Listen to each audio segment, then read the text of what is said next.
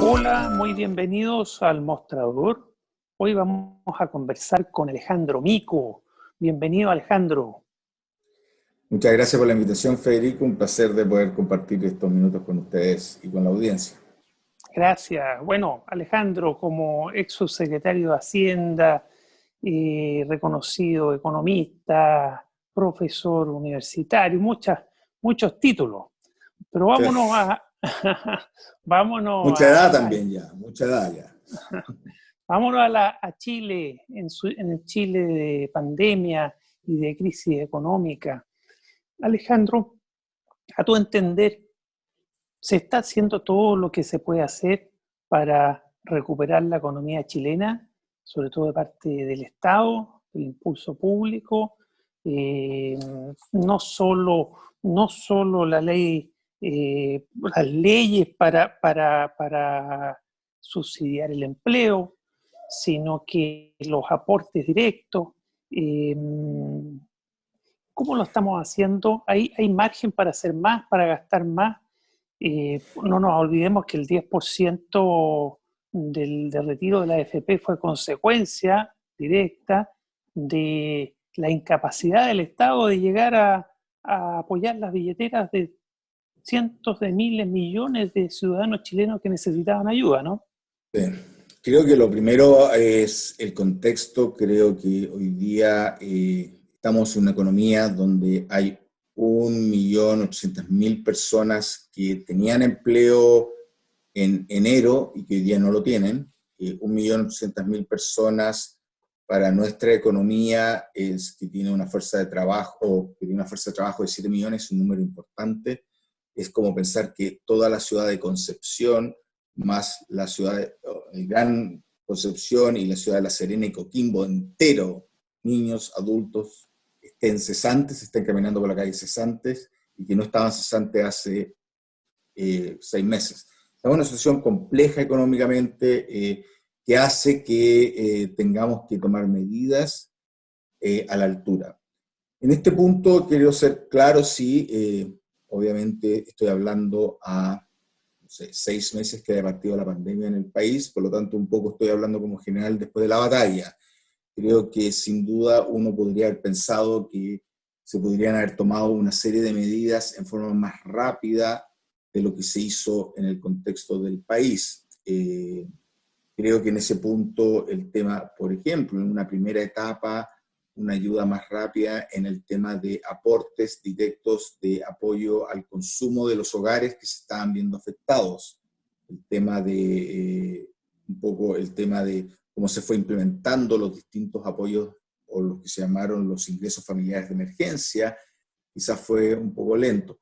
Quiero insistir en esto, habiendo sido subsecretario de Hacienda, es bastante más fácil hablar 6 meses después desde afuera. Así que quiero poner todos estos paños para ser justo también con el gobierno o con todos los gobiernos que en este momento en el mundo les tocó sufrir esta situación de pandemia, que es una situación completamente inédita.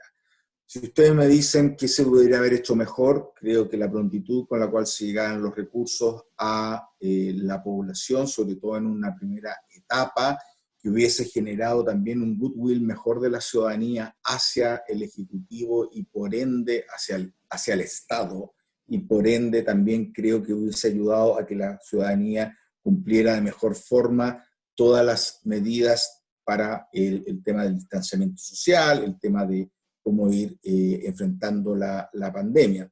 Creo que todas las cosas se van uniendo desde la perspectiva de que si hubiésemos tenido un apoyo más directo, en forma más rápida, como ya dije, el goodwill de la población hubiese sido mejor y quizás el ataque ahora a la pandemia directamente tal hubiese sido quizás mejor.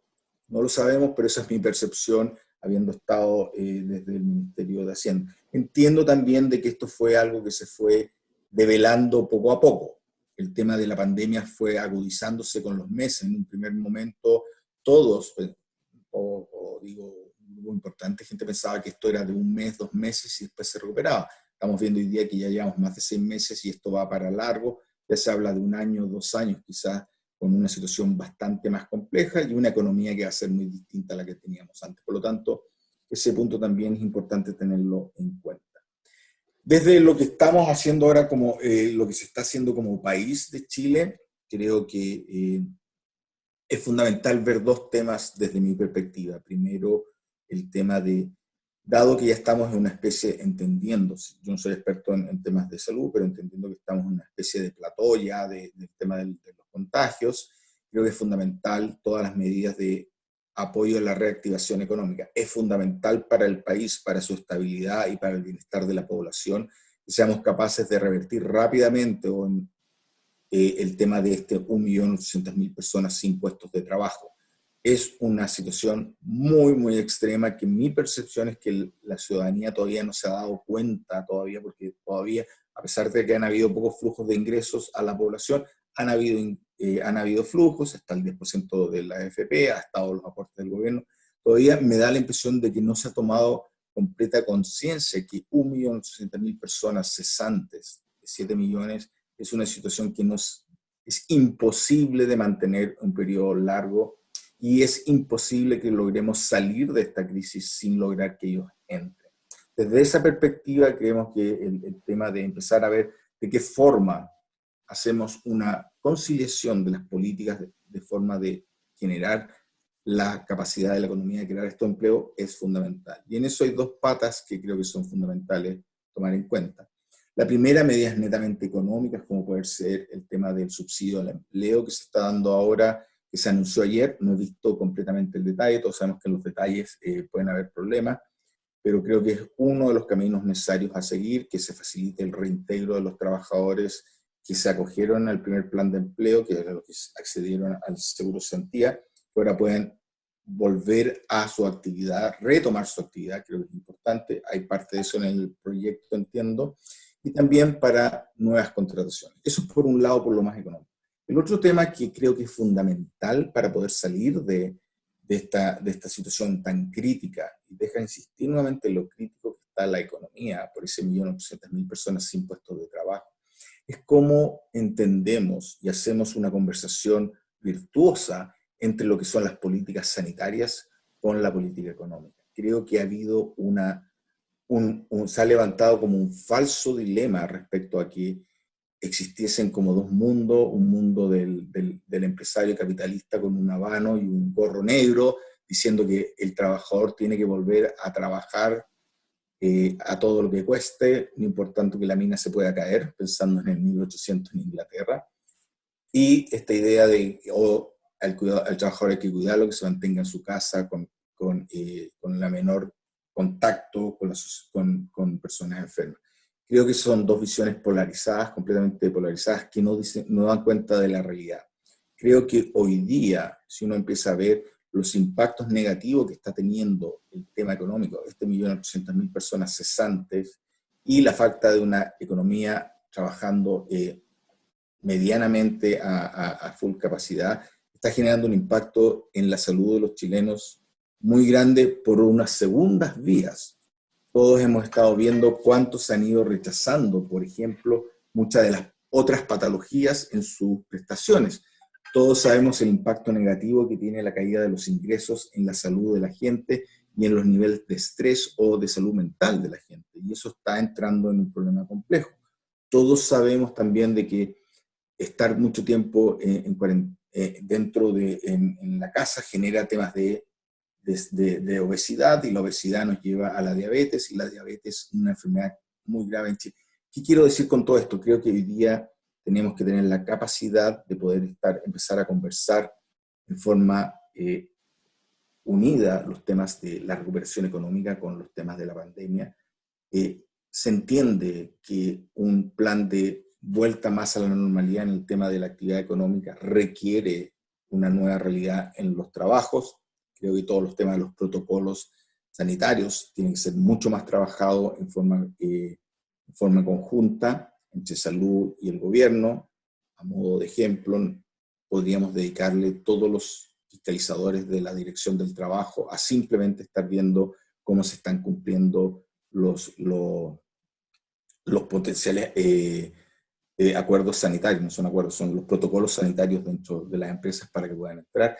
Porque quiero decir esto, necesitamos por la urgencia tanto del COVID como de la situación económica de ese 1.800.000 personas sin puesto de trabajo, que tengamos la capacidad de hacer conversar más estas dos visiones sin posturas extremas, entendiendo que hay verdades en los dos lados del río. Creo que, si me dices a mí, son los dos puntos claves.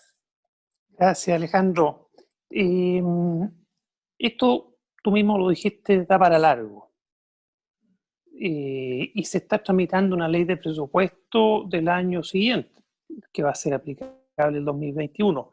¿Qué te parece a ti cómo lo que presentó el gobierno? ¿Qué énfasis adicionales harías tú? ¿Qué redistribución de recursos harías tú para tener una más adecuada ley de presupuesto para el próximo año, para justamente lo que estamos conversando, ¿no? Enfrentar la crisis económica derivada de la pandemia, porque la economía chilena ya venía con el alita media rota, pero ya la pandemia nos ha generado una crisis económica patagüina, ¿no? Gigante, con la cantidad de desempleo que tú mencionas y otros cientos de problemas. ¿Qué enfoque adicional le daría a la ley de presupuesto? Y adicionalmente, ¿qué opinas tú de que esta iniciativa del gobierno que no reajusta en la práctica, no reajusta, salvo IPC, el sueldo mínimo? ¿Cómo vamos a tener una reactivación si no hay más circulantes? Si la gente no gana un poco más. Esos dos elementos me gustaría que nos dieras tu opinión. Dos cosas aquí. Creo que el presupuesto tiene que estar 100% abocado a este tema de la reactivación del empleo. Creo que es el tema de más apoyo a temas de obras públicas es fundamental, un poco está metido dentro de lo que se ha ido anunciando, el énfasis en eso es muy importante. Más allá sí de solamente de lo presupuestario, creo que fundamental es que el Estado empiece a operar en forma más normal.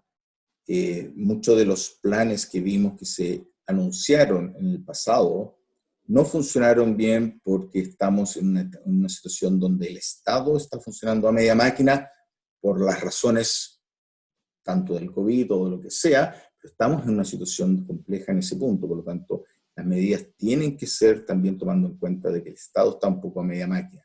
Tema de obras públicas con mayor gasto en infraestructura que genera empleo es fundamental.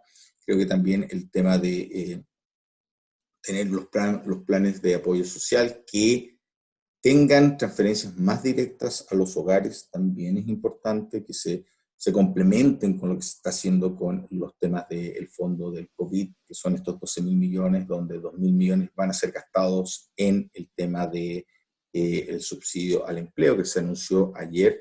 Creo que esos son como los puntos más importantes. Creo, y en este punto creo que todos debemos ser generosos en esta situación, entendiendo de que existen muchas demandas que son justas, pero creo que hoy día la demanda que nos debe tener preocupado, y disculpa de ser tan majadero, es la de ese 1.800.000 personas que perdieron el puesto de trabajo. Por lo tanto, las medidas tienen que ser centradas con ese norte. Cualquier política que veamos desde mi perspectiva tiene que pasar por el test ácido de decir, ok, ¿cómo esto afecta que esas personas tengan la capacidad de entrar más rápidamente a trabajar nuevamente y con esto aumentar la capacidad de los ingresos de los hogares? Y en este punto deja tomar tu segunda parte de la pregunta, que es lo del salario mínimo. Es verdad lo que tú mencionas, al final del día la economía se mueve en base al circulante, pero de la capacidad de compra del hogar y todo, pero todos sabemos que la cantidad de dinero que anda dando vuelta a la capacidad de compra tiene dos componentes. Tiene una componente que es salario y otra que es número de personas trabajando. Entonces, el salario por N es lo que generalmente al final termina haciendo que la actividad económica pueda andar más rápido o más lento. Y en ese punto, desde mi perspectiva, hay que preguntarse, el aumento de un salario mínimo en una forma mucho más allá de lo que es el IPC, ¿pasa el test ácido de ser un mecanismo que fomente que ese 1.800.000 personas retome más rápido su puesto de trabajo? Creo que esa es la pregunta que debemos hacernos y ¿Y cómo la respondes tú? Porque más que mal, yo la oye, respondo, fuiste subsecretario de Sí, Hacienda durante el gobierno de Michelle Bachelet. ¿Cómo respondes tú eso? ¿Si yo en habría este que hacer un punto, esfuerzo adicional en reajuste del salario? yo creo que en este punto, si es que se hace un esfuerzo, tiene que ser muy acotado. Creo que efectivamente el tema mayor es cómo yo regenero los puestos de trabajo. Pensemos Claro, un pero poco, estamos hablando, Alejandro, para ir al meollo, dale, de un salario mínimo que no alcanza ni siquiera el límite de salir del límite de la pobreza. Gente que trabaja todo el día y que no gana lo mínimo para salir del límite de la pobreza. Recordémonos que durante el estallido social se hablaba de un sueldo mínimo que en realidad lo justo era una especie del desde 400, 500 mil pesos. Y se suponía que se iba a hacer un esfuerzo. Bueno, vino la pandemia, vino la crisis económica y hoy día no solo no se está haciendo un esfuerzo subirlo, se está dejando igual. ¿No te parece dos, que algo hace ruido ahí? a ver, que duda hacen dos cosas en ruido. Uno, que somos un país con grandes desigualdades y otro, que somos un país que no somos ricos. Y entonces, que mi punto, bueno, tú me dices, mi formación es de economista y de subsecretario de Hacienda. Por desgracia, siempre he creído, por desgracia, disculpa, las situaciones, el bienestar de la población no pasa por un decreto. Si yo pasara por el decreto de subir el salario mínimo a 500.000 pesos, no creo que habría ni un ser humano bien nacido que no lo hiciera. Por desgracia, creo que las cosas son un poco más complejas. Entiendo el estallido social como un enojo contra las situaciones de injusticia general que hay en el país.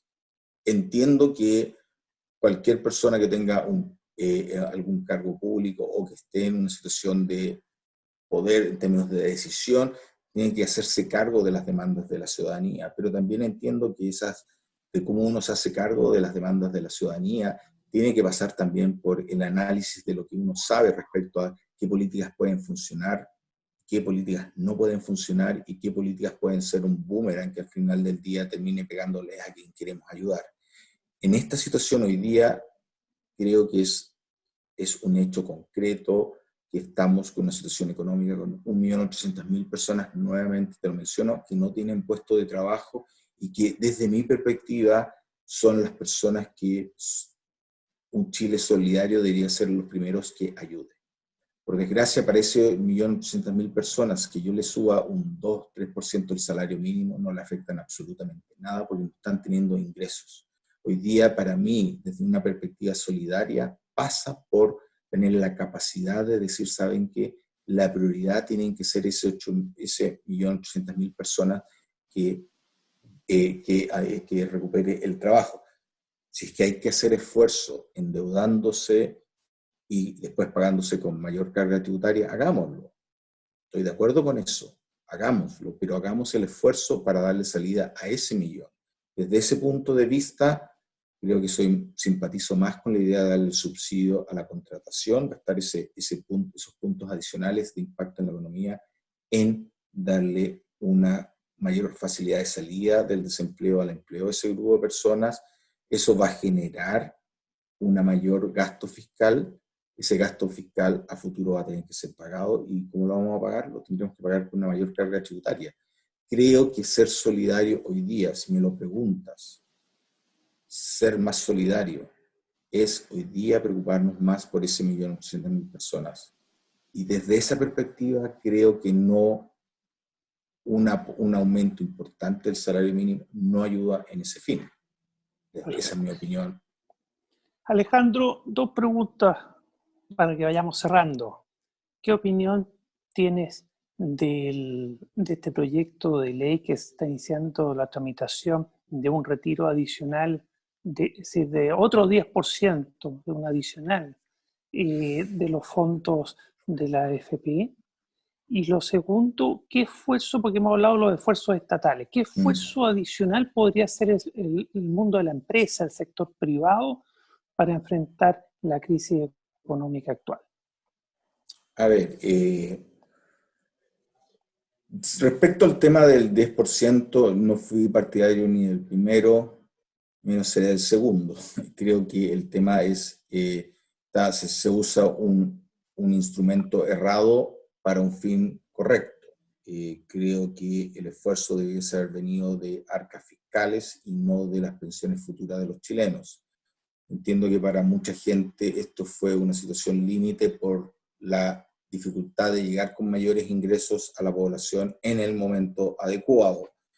Creo que un segundo retiro, más encima de que lo vuelve a ser más regresivo aún, mi opinión personal que el primer retiro fue regresivo, tuvo un aporte de rebaja tributaria que no entiendo por qué yo, Alejandro Mico, profesor de la Universidad de Chile con sueldo parejo, constante, voy a tener un beneficio tributario por sacar la plata de la AFP, no lo entiendo. Creo que un segundo proyecto puede llegar a ser más regresivo aún. A ese respecto, creo que lo que debemos hacer hoy día es que las otras labores, de que los otros proyectos que le hagan llegar ingresos a la población se transmiten en forma más rápida. El subsidio al empleo es uno de ellos. Creo que hay que mirar nuevamente, ver cómo está funcionando el tema del acceso al financiamiento de las empresas pequeñas y medianas, de tal forma de que tengan liquidez para retomar un poco la actividad que estuvo parada durante tanto tiempo. Creo que debiésemos pensar en otro tipo de instrumentos tributarios que le dieran acceso a más liquidez a empresas de menor tamaño. En este punto se ha ido planteando desde el Congreso una idea que me parece que es correcta, que es que las empresas pequeñas que en los últimos 2 años pagaron impuestos y tienen crédito fiscal, ¿qué quiere decir eso? Que tienen como un activo que el Estado le debe porque pagaron más impuestos de lo que le corresponde, porque el impuesto se paga al final en base al impuesto de las personas, puedan acceder a esas platas, es decir, que el fisco le compre esos créditos a las empresas pequeñas o medianas que en los 2 últimos años hayan tenido crédito fiscal. Eso puede ser una inyección importante a empresas de menor tamaño que no les ha ido mal, que pueden la posibilidad de retomar la actividad económica y recontratar gente. Yo quiero volver a plantear, creo que todas las medidas tienen que pasar es los test ácidos, de qué forma esto ayuda al empleo y de qué forma también no terminamos de desvestir un santo que ya estaba medio desnudo antes del 10%, ahora está más desnudo el tema de las pensiones a futuro. Ya sabemos que mucha gente quedó con cero, casi muy poco dinero en sus cuentas individuales, por lo tanto no va a tener capacidad de retirar un 10% de qué, de nada, ya no les queda mucho, por lo tanto cada vez es una medida más para gente de mayor ingreso que tuvo la posibilidad de ahorrar más en su vida. Y segundo es ir destruyendo un poco con la mano del gato el sistema de protección social que Chile ha tenido, que es este sistema de cuentas individuales de ahorro para el futuro. No quiero hablar de la discusión que son AFP, si es privado o no es privado, sino que el sistema de pensiones que está basado en el ahorro de las personas para el futuro. Si le quitamos el ahorro hoy día para el futuro, al final del día uno está tomando una decisión con las manos del gato, es decir, sabes que si yo saco toda la plata de los ahorros de las cuentas individuales, no hay sistema y no queda otra cosa que hacer un sistema de reparto, porque no hay dinero ahorrado. Entonces, creo que no es el momento, si queremos tomar la discusión en serio de nuestro sistema de pensiones, hagámoslo. Creo que estas medidas al final del día lo que están haciendo es socavando nuestro sistema de protección social, cómo lo está construido, que tiene defectos, que duda cabe, que hay que hacerle mejoras, que duda cabe, pero si hagamos la discusión en ese punto, no tratemos de sacar las gatos. Entiendo un poco las castañas con la mano del gato. Hoy día un retiro de un 10% adicional a muchísima gente de bajo ingreso significa cero, puesto que ya retiraron todos con el primer 10%. ¿Qué Dale. adicional a tu entender tendría que hacer la empresa, los empresarios?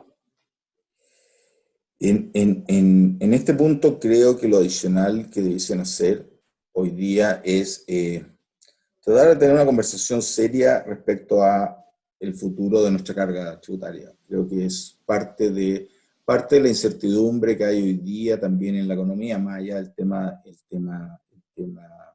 constitucional, se van a abrir muchos temas, el tema de cuál es la carga tributaria que necesitamos tener a futuro. Creo que hoy día sería muy útil ir acercando posiciones, una situación más amplia, cuál debe ser la carga tributaria de las rentas del capital en el país. Como te mencioné antes, se están haciendo una serie de medidas que están endeudando al Estado y esa deuda hay que pagarla en algún momento. ¿Cómo se va a pagar? Es la única forma posible de ser pagada, con más recaudación tributaria. En ese punto, creo que ir acordando los pasos de cómo va a ser esa mayor carga tributaria desde ya a futuro, sin posiciones extremas, y en este punto creo que el tema de los empresarios sí es importante, que vean de qué forma es la mejor forma que las rentas del capital hagan un mayor aporte a el bienestar de Chile. Y eso, desde mi perspectiva, se hace con carga tributaria enfocado en las rentas del capital. Creo que hoy día tener una conversación seria a ese respecto, poniéndose un norte respecto a que vamos a subir en tantos puntos la carga tributaria. O sea, ¿Cuántos puntos, a tu entender, cuántos puntos habría que subir en la carga tributaria para yo no sé, además, alinearnos además a la OCDE, ¿no? A los países sí, que uno, sí, pero que uno ojo que en el admira, tema de la digamos? OCDE quiero también ser justo en este punto. Hay No, que pero alinearse a la oye, OCDE. por decirlo de una forma, a lo que me refiero Sí, yo no, es estoy, pero de que la creo que es forma. importante también decir es, la carga tributaria tiene sentido cuando la podemos gastar bien. Y en ese punto es los desarrollos de los países, mi estudio, mi análisis y de la realidad de la OCDE, es que los casos tienen que ir de a poco avanzando. Chile está algo bajo respecto a la carga de la OCDE, de los países OCDE cuando tenían nuestro nivel de desarrollo, 2, 3 puntos. Mucho más allá, no podemos compararlo con una Finlandia hoy día porque es otro nivel de desarrollo, es otro nivel de eficiencia del sector público, es otro el nivel de gasto en bienes públicos que tienen esas sociedades vis a vis a la nuestra. Obviamente, si hoy día con 1.800.000 personas cesantes, el bien privado de la alimentación pasa a ser importante, el bien privado de tener una vivienda propia pasa a ser importante, por lo tanto cambian un poco la situación. Desde mi perspectiva tenemos que pensar, no sé, 3 puntos, tenemos que ver en un plazo el estado de Chile. Y he estado mucho de mi vida, bueno, he pasado toda mi vida en el sector público, yo en universidades, la Chile y el aparato del Estado, tiene dificultades en el gasto. Yo era un fuerte partidario, con esto que se está terminando, yo era un fuerte partidario en el primer gobierno en el segundo gobierno del presidente Bachelet, de esta idea de que primero debíamos pasar la reforma tributaria de tal forma de tener los recursos para hacer la reforma educacional. Desde una perspectiva de decir, ¿sabes qué? Vamos a hacer esto seriamente, vamos a hacer un compromiso con la sociedad, vamos a levantar los recursos para después gastarlos en educación. Y este compromiso es serio porque ahí están los recursos ya levantados. Yo era partidario de esa situación. Ex post creo que nos equivocamos. Creo que cuando levantamos los recursos aparecieron muchas bocas que querían parte de esos recursos y al final se desviaron recursos a otras cosas que no fueron las adecuadas. ¿Por qué digo esto? Creo que es cuando vayamos aumentando la carga tributaria tenemos que ser capaces de ir gastando bien esa carga tributaria de tal Por forma de... supuesto. Y ese Pero punto es clave. para que terminemos, tú hablas de unos 3 puntos más, estaría dentro de lo razonable de aumentar la carga tributaria, por lo Dentro mismo de el un mayor periodo más esfuerzo. largo.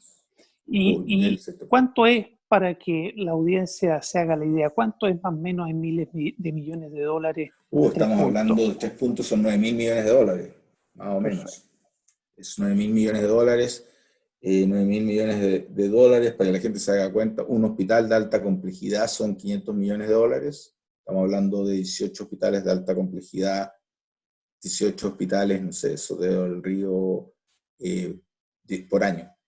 Estamos hablando de una cantidad importante de recursos. Perfecto. Eh, Bueno, en un son año casi tendremos. son casi 3/4 partes de todo el plan El COVID. acordado de 12.000 millones de dólares, el plan COVID, ¿no? Es mucha plata y por eso Perfecto. creo que hay que irlo haciendo. Y creo que el gran aporte, y con ¿Y esto deja terminar. en qué plazo aumentaría para A ti ver, la carga lo tributaria, para razonable? ser claro, en estos próximos 2 años es ridículo plantear un aumento tributario, puesto que la situación económica no da para eso. Creo que el acuerdo tiene que ser un acuerdo que vaya aumentando la carga tributaria primero para ir pagando la deuda, que va a subir mucho. Y estamos hablando aquí 5 o 6 años, pero creo que sí es importante que nos vayamos poniendo de acuerdo en forma seria respecto a qué puntos debemos atacar. Debemos atacar los impuestos a la ganancia de capital, ya, de qué forma lo hacemos, y conversarlo. Creo que en ese punto, parte del acuerdo que debiese cumplirse, el acuerdo tributario de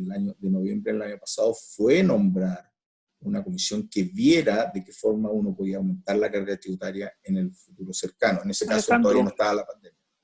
Muchos dicen que en el tema de mayores ingresos del Estado no solo hace falta mayor carga tributaria, y como tú bien dices, hacerlo ahora sería muy complicado por la crisis económica, pero lo que muchos no entienden es por qué hay tantas exenciones tributarias, donde el Estado deja de percibir dinero que razonablemente debería percibir.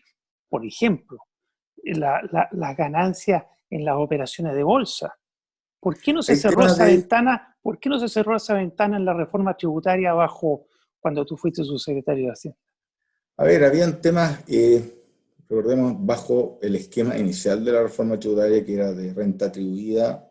Tú pagabas el total de tus impuestos una vez que la renta, el ingreso se devengaba. Por lo tanto, el retiro de capital lo podría haber dejado completamente liberado de pago, pues tú habías pagado ya el 100% de tus impuestos una vez que la empresa hubiese devengado de la utilidad.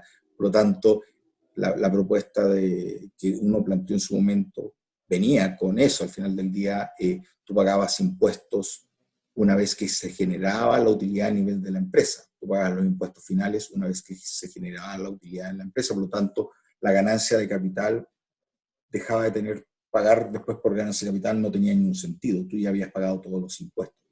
Por lo tanto, ya lo tenía incluido. Hubo lo que hubo para llegar, las democracias son así. Creo que se avanzó mucho en esa reforma tributaria, se ampliaron la recaudación, se acordó otra cosa. En el sistema semi-integrado tiene sentido lo que tú estás planteando, y por eso creo que hagamos una discusión seria de, eso es la ganancia de lo que hablamos un poco de si tenemos que mantener algunas exenciones en ganancias de capital. ¿Cómo se hay que ver eso? Ojo, no todas las ganancias de capital hay que tributarlas. Muchas de las pasadas sí hay que tributarlas. Estoy de acuerdo contigo que cosas escandalosas han pasado por el beneficio que tú mencionaste de la bolsa. Sin ir más lejos, gracias a que en la reforma pasada tuvimos una norma general anti-ilusión, vimos que Chianti en su operación con Sokimich pagó $1.000 millones que no quería pagar.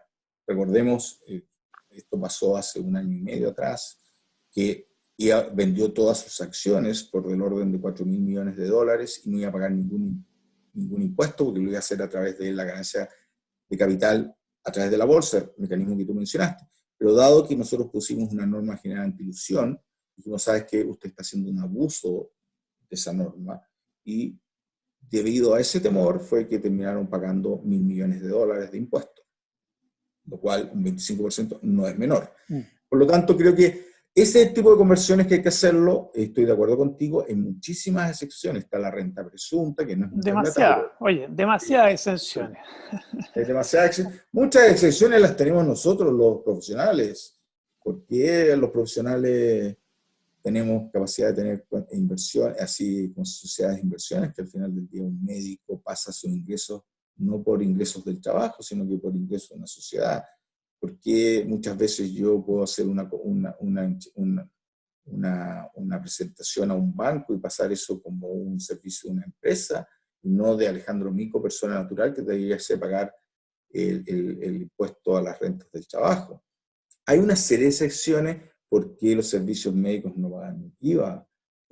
Hay una serie de cositas que creo que es el tema decir, de no es solo aumento de impuestos, hay que revisar. Es base, hay una cosa de base muy grande, hay una cosa de que tú muy bien dices, que la base tributaria tenemos que mejorarla, y esa es la discusión donde yo diría el empresariado hoy día debiese tener la capacidad de entrar en esa conversación en forma seria, diciendo que cuánto es lo que debiese aumentar el impuesto, la carga de la renta del capital. Yo estoy en este punto, quiero ser claro, el aumento de carga desde mi perspectiva, y así siempre lo planteamos en la reforma tributaria, debe venir por las rentas del capital, principalmente, casi exclusivamente. Hay algunos temas con las rentas del trabajo, como las que te mencioné, que son más colaterales, creo que el esfuerzo debe venir por aumentar la carga tributaria de la renta del capital. Y en ese punto, tener una conversación seria con los empresarios desde ya, decir, ok, sí, okay, aumentemos 3 puntos las rentas del capital, ¿cómo lo hacemos? Echar una conversación así seria creo que ayudaría bastante, tanto a la credibilidad del empresariado, que está muy débil, también nos ayudaría a la credibilidad del Estado, de decir, ¿sabes qué? Vamos, queremos hacer reformas importantes, queremos poner 18 hospitales de alta complejidad más por año en nuestro presupuesto. Creo que ese tipo de cosas sí ayudarían a tener una discusión de que el Estado de Chile, con todas sus dificultades, hace cosas por la ciudadanía y que darle credibilidad a esa institucionalidad es importante. Y creo que una conversación así de seria, con un plazo concreto, con medidas concretas que digan voy a subir 9.000 millones de dólares de aquí a tanto, ayudaría a eso. Creo que eso debe ser el mayor aporte hoy día del sector empresarial más grande. Perfecto. Muchas gracias, Alejandro Mico. Que tengas muy buen día. Igualmente a ti. Chao. Chao.